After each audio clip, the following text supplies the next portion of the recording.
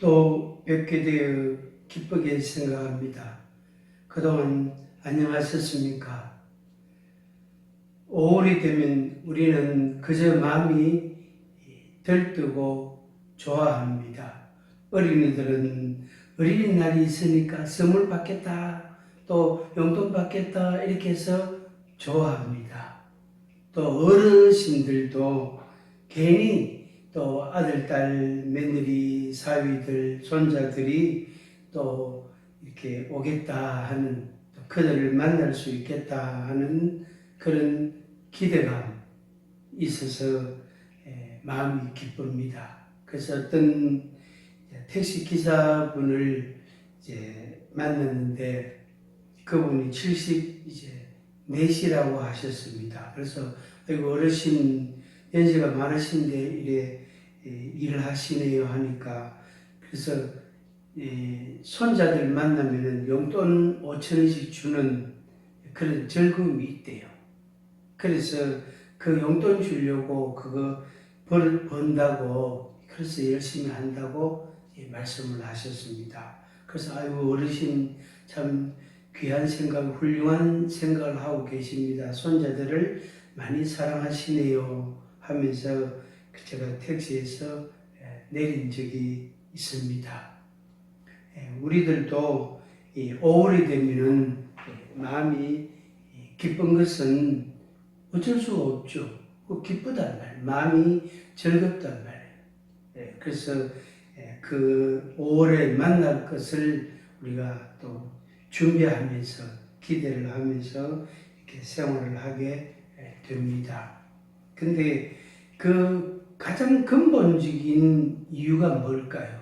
그래서 가족 간의 만남, 또 용돈을 받고 주고 하는 그 맛있는 음식을 먹는 그런 즐거움, 혹은 꽃다발을 받고 또 고맙다고 말씀하시고 그 등등 눈에 보이는 그런 것들로 인해서도 당연히 우리가 기뻐하고 좋아할 수 있고 즐거워할 수 있는 것은 사실입니다. 근데 그거보다 보이지 않는 이면적인 요소, 보이는 표면과 그 이면에는 어떤 것이 있을까 하는 것을 제가 잠시 생각을 해보았습니다. 그것은 한마디로 말씀을 드리면 가문이죠. 가문. 그래서 우리가 보통 이런 말 하잖아요. 가문의 영광이다. 누구 때문에, 또 이런 일 때문에 가문의 영광이다. 이런 표현을 쓰기도 합니다. 그 가문이 이제 더 평화롭고 더 번성하고 더 이렇게 사랑스럽고 더 아름다워지는 그런 커다란 그림, 커다란 소망, 그것을 우리들이 다 갖고 있습니다. 물론 생활 가운데 그것을 꼭 표현을 할 때가 있지만 그렇게 구태여 표현을 안 하더라도 그 마음속에 가지고 있는 게 있습니다. 마음속에. 그래서 혹시라도 아픈 사람이 있으면은 그것이 빨리 낫기를 바라고, 또 연약한 그런 가족이 있으면 어떻게 하든지 간에 위로하고 격려를 하고 용기를 주어서 빨리 거기서 일어날 수 있도록 그렇게 모두 다 힘을 모으고 힘쓰게 되어지는 것입니다. 한마디로 말해서 우리 가정이 더욱더욱 평화롭고 사랑스럽고 그리고 잘 되기를 바라고 번성하기를 바라는 마음, 그것이 가장 크게 작용하리라, 그런 이제 생각을 해보고 그런 결론을 한번 내려보았습니다. 그래서 에베소서, 신약성경 에베소서 6장 1절에서 4절 말씀을 제가 좀 읽어보게 되었습니다. 이 시간 이 자리에서 제가 한번 여러분들에게 읽어드리도록 하겠습니다. 신약성경 에베소서 6장 1절에서 4절 말씀입니다. 자녀들아, 주 안에서 너희 부모에게 순종하라. 이것이 옳으니라. 내 아버지와 어머니를 공경하라. 이것은 약속이 있는 첫 계명이니 이로써 내가 잘되고 땅에서 장수하리라. 또 아비들아, 너희 자녀를 노엽게 하지 말고 오직 주의 교훈과 훈계로 양육하라. 아멘. 이렇게 말씀을 하셨습니다. 그래서 성경은 하나님의 말씀이다. 하나님께서 기록자를 통해서 기록자에게 감동을 주어서 그 하나님의 말씀을 이렇게 대신해서 말하도록, 대언하도록 하고 대필, 기록하도록 그렇게 하셨다라고 우리는 이제 그것을 알고 또 믿음을 갖고 있습니다. 그래서 하나님의 말씀으로 어디를 읽든지 간에 이것은 하나님이 우리 인생에게 하신 말씀이다. 하나님의 말씀인데 바로 나에게 우리 개인에게 적용하라고, 생활에 그렇게 적용하고 살아가라고 주신 말씀이다 하는 겁니다. 그래서 성경은 이제 아주 크게 나누어서 두 가지로 나누는데, 하나는 어떻게 하면 영적인 구원함을 받느냐, 어떻게 하면 죄 사함을 받고 영원한 생명을 얻게 되느냐, 영원한 천국을 소유하게 되느냐, 천국 시민이 되느냐 하는 그 영적인 구원에 관한 그것을 위해서 하나님이 우리에게 말씀해 주셨고, 그 다음에 하나는 우리가 이 세상에 이제 70년, 80년 혹은 100년 이 세상을 살면서 하나님을 알고 하나님을 깨닫고 하나님을 믿는 사람으로서, 혹은 하나님을 잘 몰라도 또 믿음이 없다 할지라도 인생으로서 우리 인생을 살잖아요. 그래서 인생으로서 어떻게 살아야 하느냐 하는 삶에 대한 그런 원리를 또 말하자면 내용을 우리에게 주셨다. 이렇게 나눌 수 있습니다. 하나는 영적인 영혼의 구원에 관한 말씀, 다른 하나는 우리가 어떻게 살아야 되느냐 하는 말씀, 생활에 대한 윤리적인 요소에 대한 말씀으로, 그래서 두 가지로 나누게 됩니다. 근데 이 두 가지 의미가 이 두 가지 요소가 모두 실천이 되고 이렇게 적용이 되고 성취되는, 이루어지는 곳이 개인임과 동시에 그 개인들이 모여있는, 특히 가족이라는 구성원으로 형성되어져 있는 가정이라는 데 있습니다. 그래서 우리 개인의 존재라는 게 가정이라는 기반, 가정이라는 토대, 가정이라는 그 혈통, 혈연 관계죠. 그것을 통해서 우리가 존재하게 되고 우리의 존재의 의미도 거기에서 찾게 됩니다. 그런데 안타깝게도 개인적인 상처를 어디에서 가장 많이 받느냐 하면은 가정에서, 가족 관계를 통해서 이 두 가지를 통해서 많이 받고 있다는 겁니다. 그리고 그 가정에서 받은, 가족 관계를 통해서 받은 상처가 그 사람의 인격과 성품과 생활을 이제 만들어내는, 구성하게 되는 구성 요소가 된다는 겁니다. 그래서 그렇게 만들어진 그것 가지고 이제 세상을 살아가게 되는 거죠. 그래서 어떤 사람 만났는데 불안이 너무 극도로 심하단 말이에요. 그런데 그 불안의 원인을, 근원적인 요소, 근원적인 문제를 접근해 가보니까 엄마, 아빠의, 그러니까 부모님의, 혹은 때로는 할머니, 할아버지가 이 아이를, 이 손자를, 이 아들을 어떻게 무시하는 거예요. 존재 자체를 부정하는 그런 데 있었다는 거예요. 결국에는 뭐냐면은 말로서 부모가 그 아들에게, 말로서 할머니, 할아버지가 손자에게 영향을 주었더라는 겁니다. 어떤 영향이죠? 당연히 부정적인 영향을 주었더라는 거예요. 그러니까 그 아이는, 그 청년은, 그 말하자면은 40대 된 어른, 성인은 자존감이 낮게 되고 두려움이, 공포심이 많게 되고, 그래서 신경안정제를 안 먹으면 안 되는, 자주자주 종종 먹어야 되는, 때로는 잠이 안 와서 수면제를 먹고 자야 되는 그런 불편함도 있다는 것입니다. 그런데 그 근원적인 원인이 어디에 있다고요? 말이 있는데 누구로부터 들은 말 때문에, 어릴 때부터 부모로부터, 할아버지, 할머니로부터 들은 말 때문에 그렇게 인격이 형성되고 생각이, 가치관이 그렇게 만들어지고, 그렇게 해서 그걸 가지고 이제 세상을 살아가게 되는 거예요.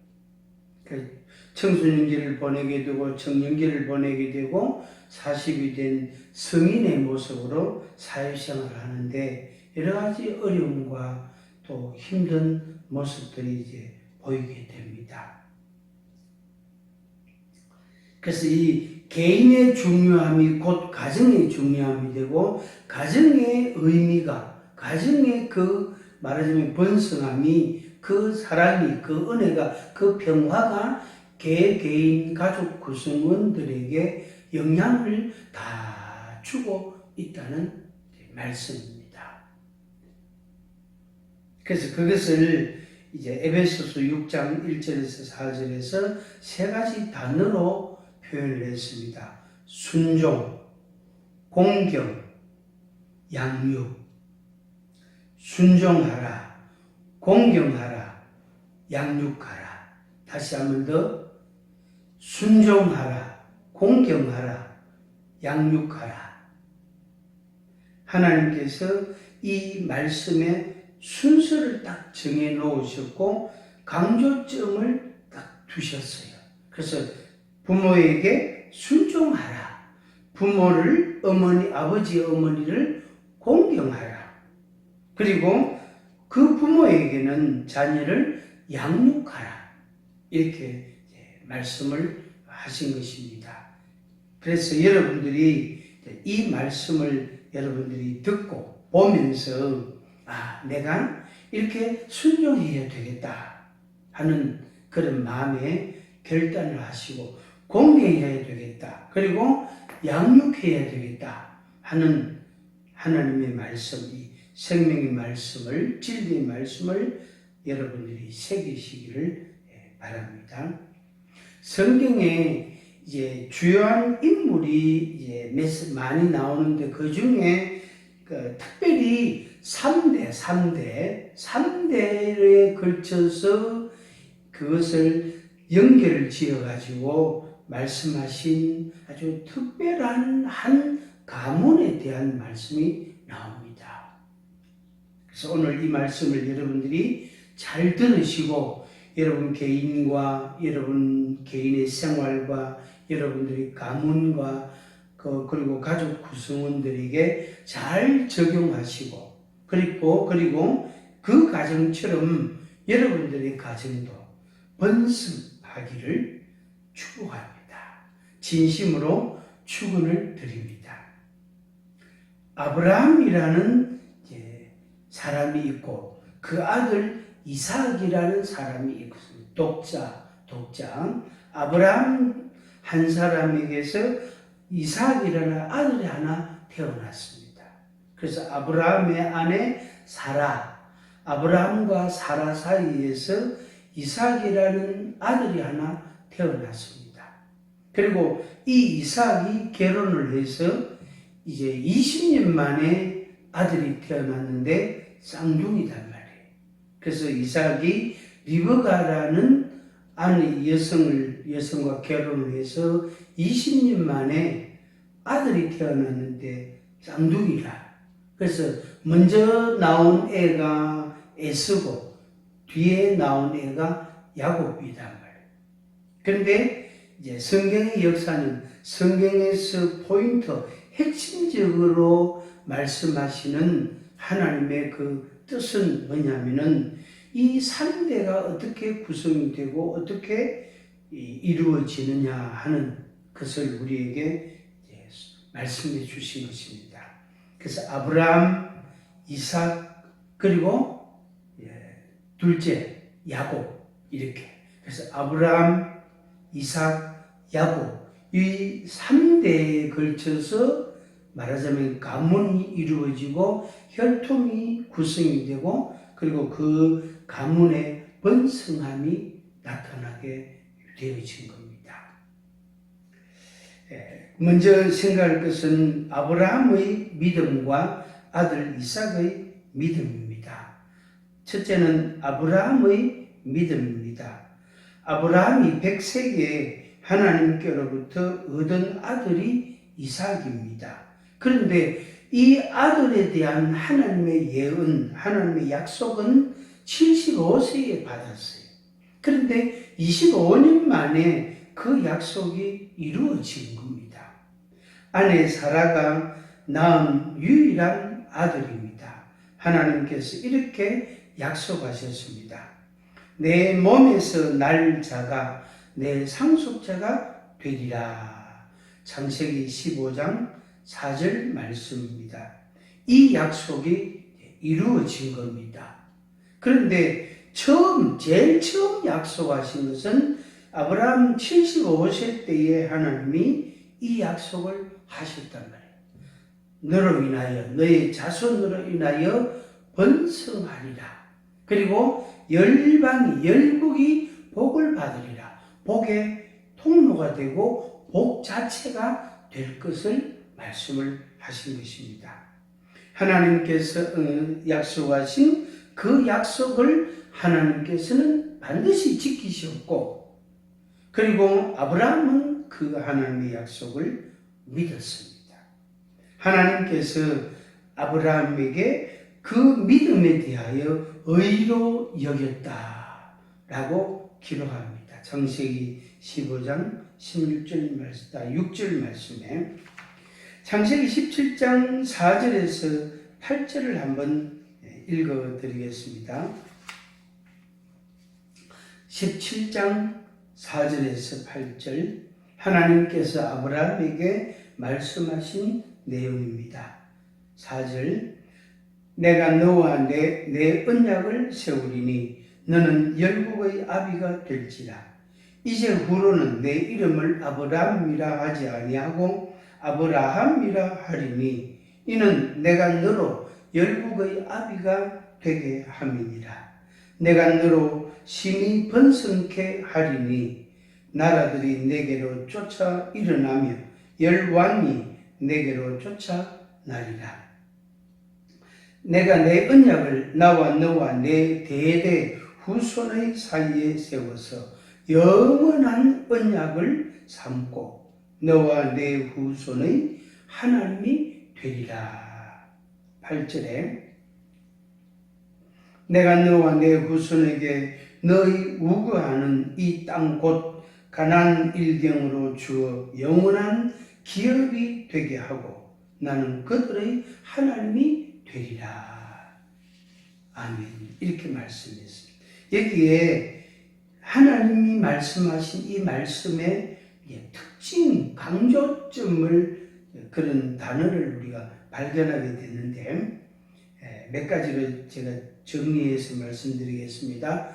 언약, 계약, 그 약속. 그래서 하나님께서 아브라함에게 언약의 말씀, 그래서 내 언약 그러셨단 말이에요. 그래서 언약의 말씀을 하셨는데 아브라함은 그 말씀을 듣고 아멘, 예스 하고 받아들이고 믿었단 말이에요.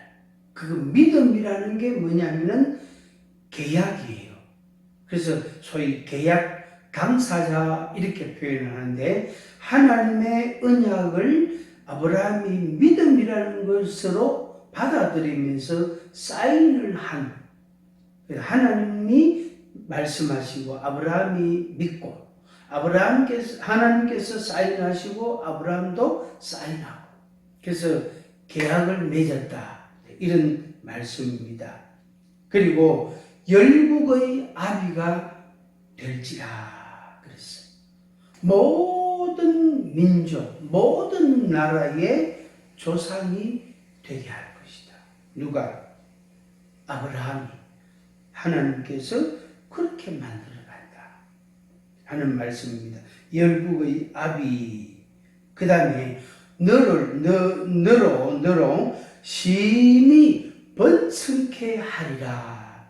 이렇게 말씀했습니다. 저를 따라서 한번 해 주시기를 바랍니다. 너로 번성케 하리라. 너로 번성케 하리라. 한 번 더. 너로 번성케 하리라. 번성. 많게 한다 이 말이죠. 그래서 하나인데 백이 되고 하나인데 하나가 만이 되고 하나가 백만이 되고 그 하나라는 말씀에다가 번성이라는 의미를 주신 것입니다. 그리고 많은 나라들이 아브라함으로부터 나고 많은 왕들이 아브라함으로부터 난다. 이렇게 말씀했습니다. 그리고 너와 네 자손 사이에 영원한 언약이 되는 영원한 언약. 그 다음에 네 후손이 하나님이 되리라 그랬어요. 하나님이. 그래서 그들의 하나님, 너의 하나님이 나다. 너 후손의 하나님이 나다. 그래서 그들이 하나님으로 믿고 인정하고 순종해 가는 것입니다. 그래서 나는 그들의 하나님이 되리라. 그렇게 말씀했습니다. 그 다음에 이제 이삭의 믿음입니다. 이삭은 40세 결혼 후에 20년간 불임으로 있다가 그 아내가 60세의 리브가로부터 아들을 얻었습니다. 그러니까 이삭에게는 얼마나 기쁨입니까? 그 아내 리브가라는 사람에게도 얼마나 기쁨이 될까요? 결혼하고 20년 만에 아들을 얻었으니까 아들을 자기가 낳았으니까 얼마나 기쁘고 행복한 마음이 있겠습니까? 감사하고 또 감사하고 기뻐하고 그래서 이름을 이삭이라는 이름이 이제 웃음인데 그 웃음이 말하자면 아마 100배로 1000배로 많아졌을 겁니다. 그때 안타깝게도 그 복중에 있는 리브가의 대중에 있는 쌍둥이가 둘이서 엄마 뱃속에서 싸우는 거예요. 그것은 엄마에게는 매우 괴로움이단 말이에요. 둘이서 그냥 뱃속에서 잘 지내면 될 텐데 둘이서 뱃속에서 싸우고 있다. 그래서 리브가가 하나님께 기도를 했습니다. 복중에 싸우고 있습니다. 복중에서 두 아이가 막 말하자면 싸우고 있는 그 느낌을 그 임신부는 잘 안단 말이에요. 그래서 괴로워서 하나님께 물었을 때 하나님께서 두 민족이 네 복중에 있다, 태중에 있다. 두 민족을 분명히 한 아버지, 한 어머니이지만 이 쌍둥이가 두 민족이 된다. 그래서 각각 민족의 조상이 되고 민족을 이루게 될 것을 말씀해요. 그리고 큰 자가 어린 자를 섬기리라. 형이 동생을 섬기리라. 그것 또한 이 부모의 마음에 있어서는 결코 편안한 응답이 아닙니다. 그런데도 그 이삭과 리브가 그 부모는 하나님의 말씀을 받아들였습니다. 그래, 우리들의 마음은 그렇게 그렇게 기쁘지 않지만, 그리 기쁘지 않지만, 하나님의 뜻이라면, 하나님의 섭리라면 받아들이겠다 하고 받아들였습니다. 그런데 실제로 이제 두 아들이 태어났습니다. 태어났는데 이제 먼저 태어난 아이 이름을 에서라고 지었어요. 왜냐하면은 피부에 털이 많고 피부가 붉은색을 띠었단 말이에요. 그래서 에서라고 이름, 붉다는 뜻의 에서라는 이름을 지었고, 그 다음에 둘째는 태어났는데 그 형의 발꿈치를 잡고 나왔다. 그래서 발꿈치를 잡았다 이런 뜻으로 야곱이라고 지은 거예요. 야곱. 그런데 이 쌍둥이 둘가 태어나서 이제 젖을 먹이고 또 이제 우유도 먹이고 음식도 먹이고 하는데 둘이서 크면서 많이 싸우는 거예요. 아무리 싸우지 마라 그래도 둘이서 계속 싸우는 거예요. 이미 뱃속에서부터 엄마 복중에 있을 때부터 싸웠는데 태어나서도 계속 싸우고 있는 거예요. 계속. 그리고 이 맏아들 맏이 에서는 밖으로 자꾸 놀러 다니는 거예요. 그래서 나가서 뭐도 잡아오고 어떨 때는 사슴도 잡아오고 노루도 잡아오고 토끼도 잡아오고 뭐 자꾸 물고기도 잡아오고 밖에 나가서 자꾸 물 수확해가지고 집으로 갖고 있단 말이에요. 그래서 그걸 받을 때는 좋지만은 그 마음속에, 엄마 마음속에는 그렇게 기쁘지 않다. 에스야, 제발 집에 좀 있어라. 집에서 나와 함께 생활을 하고 나와 함께 하나님의 말씀도 공부하고 하나님께 예배도 드리고 기도도 하고 좀 그렇게 하자. 아무리 이야기해도 에서는 안 돼요. 그 속에 열이 너무너무 많으니까 엄마 뱃속에 있을 때부터 열을 많이 받아 스트레스 많이 받았단 말이에요. 그래서 밖으로 계속 쏘다니면서 그 열을 발산하고 그 에너지를 계속 소모를 하는 거예요. 그래가지고 힘은 좋으니까 밖에서 수확을 해가지고 또 집으로 갖고 왔다.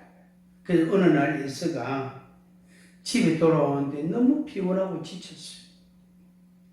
그런데 그때 마침 늘 집에서 엄마, 아빠, 그러니까 야곱, 그 이삭, 리브가 부모님 이삭과 리브가 가까이에 있단 말이에요. 형은 밖으로 외출을 해버렸잖아요. 덜 사람이 돼버렸잖아요. 그리고 혼자 보이잖아요. 그래서 부모의 사랑을 이 야곱이 어떻게 독점할 수 있는 거예요. 처음에 한두 번 또 얼마 동안 해보니까 너무너무 좋거든요. 부모님하고 아버지하고 어머니하고 같이 맛있는 것도 먹고 기도도 하고 성경 말씀도 배우고 하나님이 이런 분이라고 설명도 듣고 이야기를 하니까 마음 지식도 생기고 너무너무 좋단 말이야. 그래서 부모님이 나를 사랑하시는구나 그것도 알게 되고 신이 나는 거예요. 그래서 엄마 오늘 뭐 할 거야? 오늘 점심 뭐 먹을 거야? 오늘은 뭐 배울 거야? 하면서 이 야곱이 신이 나는 거예요. 너무너무 즐거운 거예요. 그래서 형이 해질 때 내가 집에 돌아오기 전에 어쨌든 부모의 사랑을 독점하고 독차지하고 부모님하고 너무너무 즐겁고 기쁘고 행복한 시간을 많이 가지게 되어집니다.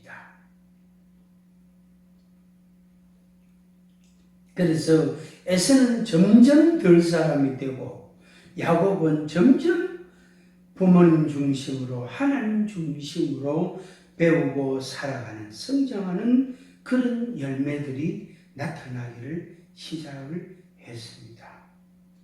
자연적으로 부모의 사랑이 야곱에게로 좀 많이 간다고 할 수 있겠죠. 에서에게는 부모의 사랑을 경험할 수 있는 부모님과 친숙함을 경험할 수 있는 기회가 그만큼 적을 수밖에 없지요. 그래서 해진 이후로 저녁 먹을 때 저녁 먹고 이야기하고 잠자고 그 다음날 또 나가니까 어쩔 수 없이 기질 따라 습관 따라 배우는 것도 다르고 보는 것도 다르고 듣는 것도 다르고 경험하는 것도 다를 수밖에 없고 당연히 그 마음속에까지는 지식과 믿음과 소망과 사랑이라는 것과 그리고 생활 습관들은 다를 수밖에 없는 것입니다. 그래서 에서는 외향성이 되고 야곱은 내향적인 성격과 생활 습관이 이루어지게 되어졌습니다. 자, 그게 이제 두 번째로 아브라함의 손자 에서와 야곱입니다. 앞서 서두에 말씀드렸죠. 아브라함에게 하나님이 말씀하셨어요. 열국의 아비가 되리라. 네 자손을 번성하게 하리라. 하나님이 언약을 말씀하시고 아브라함이 그걸 믿었다 그랬어요. 믿음으로 받았다, 받아들였다 그랬습니다. 그런데 그 아브라함에게 말씀하신 그 약속 언약이 이제 좀 더 구체화되는 시간이 에서와 야곱이라는 이 손자들에게서 되어진 거예요. 이삭에게서도 별로 이렇게 표가 안 났어요.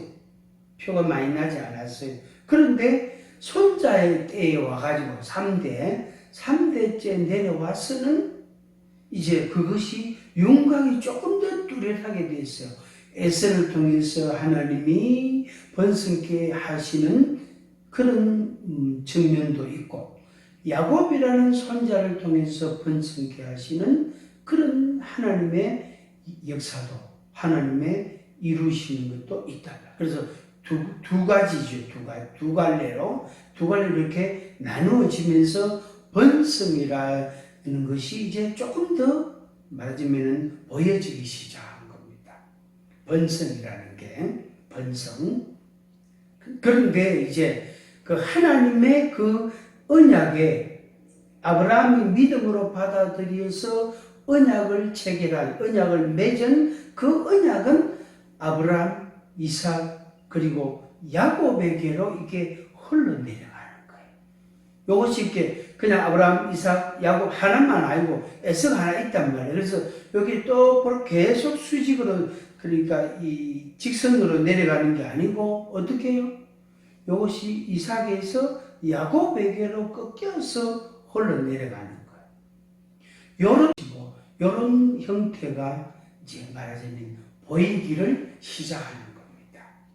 에서에게도 하나님의 번성이 있기는 하지만 그것은 열매가 좀 다른 겁니다. 그래서 번성이라는 측면에서는 하나가 둘이 되고 둘이 그 아래에서 많아지면 그게 이제 번성이 되겠죠. 그렇지만은 그것이 하나는 하나님이 기뻐하시는 것이고 하나는 하나님이 기뻐하는 것이 아니 되었다는 말입니다.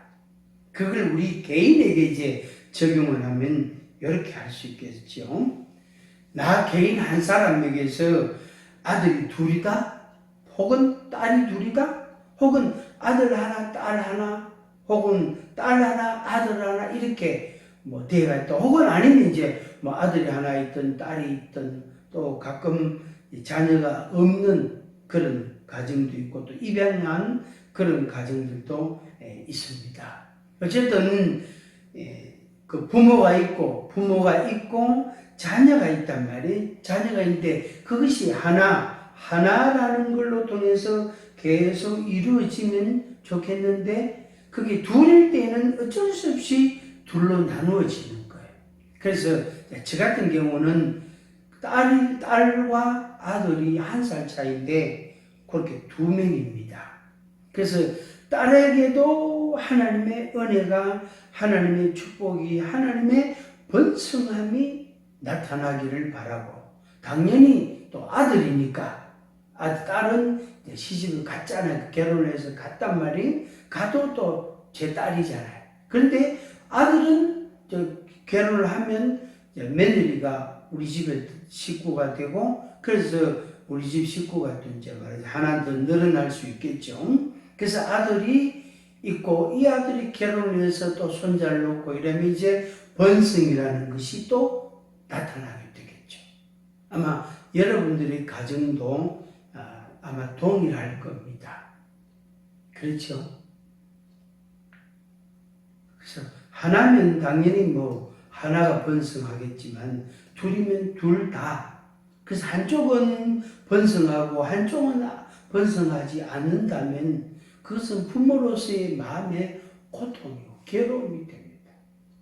그러니까 하나님 앞에 그런 기도를 드릴 수밖에 없어요. 하나님 아버지, 이 자녀에게 복을 주시고 이 자녀에게도 복을 주옵소서. 이런 기도를 드릴 수밖에 없지. 해야 되지. 당연히 해야 되지만 하나가 좀 약하다고 할 때에는 더 마음이 그쪽으로 가게 된다는 거예요. 그래서 아픈 손가락에 관심이 있단 말이에요. 열 손가락 깨물어서 아프지 않는 손가락이 없잖아, 그죠? 그래서 좀 아파 보이는, 연약해 보이는 자식에게 마음이 더 간대요. 그런데 참 제가 이렇게 인생을 살고 상담을 좀 많이 해보면서 참 재밌는 그런 모습들, 광경들이 집집이 있는 걸 발견합니다. 어릴 때에는 연약해가지고 맨날 어부 키우고 맨날 안아주고 맨날 이렇게 이제 말하자면 보살펴줬는데 상대적으로 이 아이는 건강하니까 그냥 좀 관심을 덜 가졌다. 이 아이는 부모가 날 안 사랑한다 그러고 내한테 관심이 없다 그러고 삐지고 화가 나고 부모님이 날 안 좋아한다고 그렇게 괜히 오해를 하고 있고 말이에요. 그래서 오히려 역기능이 또 나타나고 있는 거예요. 이런 안타까움이 있어요.